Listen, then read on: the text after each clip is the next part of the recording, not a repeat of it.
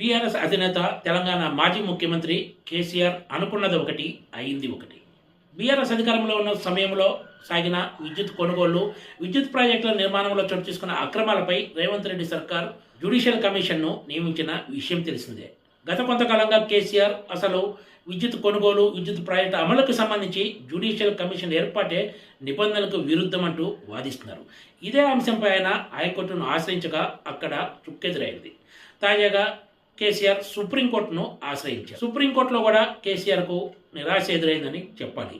ఎందుకంటే ఆయన పిటిషన్లో ప్రధానంగా ప్రస్తావించింది తెలంగాణ సర్కార్ ఏర్పాటు చేసిన జ్యుడిషియల్ కమిషన్ నిబంధనలకు విరుద్ధమని, ఈఆర్సీలు లేదా ట్రిబ్యునల్స్ మాత్రమే విచారించాల్సిన అంశాలపై తెలంగాణ సర్కార్ జ్యుడిషియల్ కమిషన్ వేసిందంటూ దీన్ని రద్దు చేయాలంటూ ఆయన సుప్రీంకోర్టును ఆశ్రయించారు. కానీ సుప్రీంకోర్టు మాత్రం ప్రస్తుతం ఉన్న జ్యుడిషియల్ కమిషన్ చైర్మన్ జస్టిస్ నరసింహారెడ్డిని తప్పించి కొత్త వాళ్ళను నియమించాలని ఆదేశించింది. దీనికి తెలంగాణ సర్కార్ కూడా ఓకే చెప్పడంతో రాబోయే రోజుల్లో బీఆర్ఎస్ హయాంలో సాగిన విద్యుత్ కొనుగోలు, విద్యుత్ ప్రాజెక్టుల అమల్లో చోటు చేసుకున్న అవినీతిపై విచారణ కొనసాగటం ఖాయంగా కనిపిస్తోంది.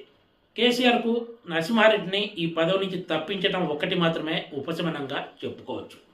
వాస్తవానికి కేసీఆర్ తన పిటిషన్లో ప్రధానంగా ప్రస్తావించింది జ్యుడిషియల్ కమిషన్ ఏర్పాటే నిబంధనలకు విరుద్ధము, దాన్ని రద్దు చేయాలని ఆయన కోర్టును కోరారు.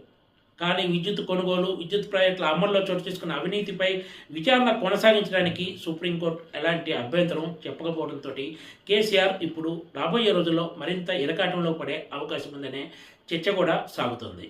ఇటీవల వరకు విద్యుత్ కొనుగోలు అంశంపై ఏర్పాటు చేసిన జ్యుడిషియల్ కమిషన్ చైర్మన్గా ఉన్న నరసింహారెడ్డి మీడియా సమావేశం ఏర్పాటు చేయడాన్ని సుప్రీంకోర్టు ప్రధాన న్యాయమూర్తి జస్టిస్ డివై చంద్రచూడ్ తప్పుపట్టారు. అందుకే ఆయన్ను పదవి నుంచి తప్పించాలని తెలంగాణ ప్రభుత్వాన్ని ఆదేశించారు. అయితే ఈ విషయం తెలుసుకున్న నరసింహారెడ్డి ఆయనే స్వయంగా తన పదవికి రాజీనామా చేస్తూ నిర్ణయాన్ని తెలియజేశారు.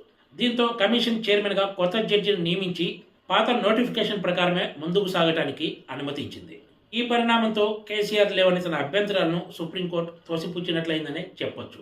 సుప్రీంకోర్టే తెలంగాణ సర్కార్కు ఈ విషయంలో ముందుకు పోవడానికి గ్రీన్ సిగ్నల్ ఇవ్వడంతో ఖచ్చితంగా కేసీఆర్ అటు విద్యుత్ కొనుగోలుతో పాటు విద్యుత్ ప్రాజెక్టులో చోటు చేసుకున్న అక్రమాలకు సంబంధించి విచారణను ఎదుర్కోక తప్పని పరిస్థితి ఎదురైందని చెప్పాలి. రాబోయే రోజుల్లో ఈ వ్యవహారం ఇంకెన్ని మలుపులు తిరుగుతుందో వేచి చూడాల్సిందే. Please subscribe TGTV.